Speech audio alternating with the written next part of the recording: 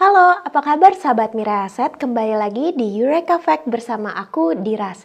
Di episode kali ini, aku mau membahas tentang salah satu buku yang eksis banget. Mungkin kalian udah pernah dengar, sebuah seni untuk bersikap bodoh amat. Penasaran kayak gimana isi bukunya? Nonton sampai akhir ya.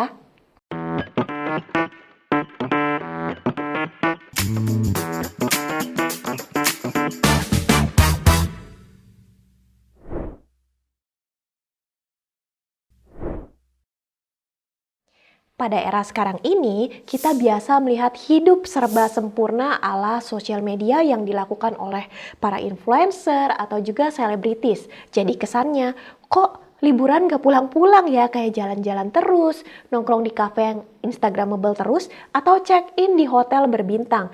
Pada kenyataannya, hidup tidak semanis madu. Jadi banyak sekali artis atau influencer yang terjerat hutang nih untuk memenuhi kebutuhan mewahnya. Lalu, kalau kita terus-terusan melihat seperti itu, gaya yang serba mewah, kita merasa, kok hidup kita yang di rumah-rumah, apa ada yang salah ya dari kehidupan kita? Nah, menurut studi, kalau kita terus-menerus melihat sosial media, bikin kita gelisah, depresi, dan juga stres nih. Mungkin kali ini waktu yang tepat untuk bersikap bodoh amat. Makanya aku mau bahas nih tentang buku yang best-selling ini, The Subtle Art of Not Give a F by Mark Manson. Jadi, Mark Manson ini percaya bahwa orang yang berkebiasaan buruk ternyata bisa juga kok sukses.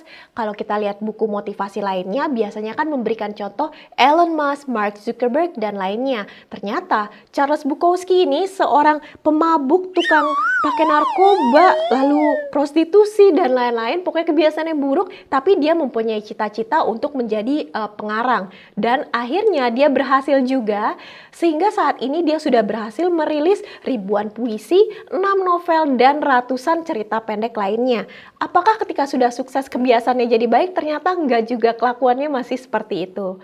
Mark Manson percaya akan backwards law atau hukum terbalik. Jadi seperti ini, mengejar hal positif yang tidak realistis adalah hal yang buruk.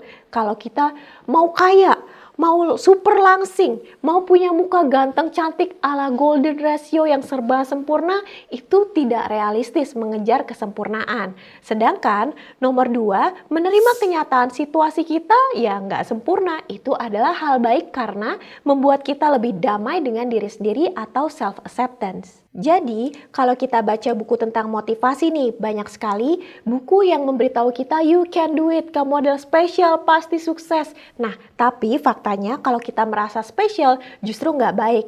2 ciri orang yang merasa spesial. Yang pertama, orang ini merasa gua yang paling hebat, kalian semua sisanya enggak, jadi aku layak diperlakukan dengan spesial.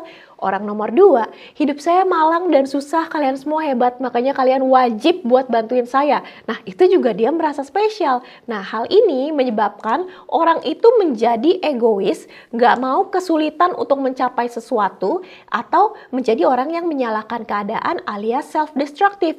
Kalau satu orang merasa spesial, seluruh orang di dunia merasa spesial, padahal sih kenyataannya kita cuma secuil kecil dari seluruh galaksi. Gitu gak sih?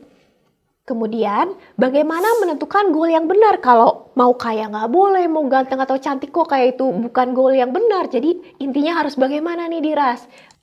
Yuk sama-sama bayangkan, contohnya kalian lagi di rumah nih, duduk mager dan nonton sambil makan. Kemudian ada penculik masuk ke tempat kalian, lalu dia menodongkan pisaunya dan mengambil anak dan istri kalian lalu mengancam. Kalau besok kamu gak lari maraton, besok kamu tidak akan pernah bertemu lagi sama istri dan anak kamu.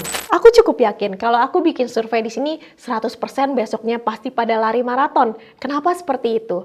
Nah, faktanya nih, meskipun mungkin beberapa dari kalian bisa sih menyalahkan keadaan, aduh kepaksa nih lari karena ditodong si penculik itu. Tapi intinya kalau misalnya kalian lari maraton atau tidak, itu tetap merupakan pilihan. Kalau kalian lari berarti kalian put your value more into your family daripada kalian mager-mager di depan TV. Seperti itu enggak? Jadi tidak perlu mengeluh untuk hal yang bisa dikerjakan. Berikutnya, kalian harus memiliki tujuan yang tepat. Contoh, Prajurit Jepang bernama Hiro Onada bergerilya di hutan Filipina selama 27 tahun. It's safe to say kalau prajurit ini dia adalah gigih dan patuh sama atasannya hingga dia ditemukan tahun 1974 yang kemudian baru dikasih tahu ke dia ternyata perangnya udah selesai dari tahun 1945.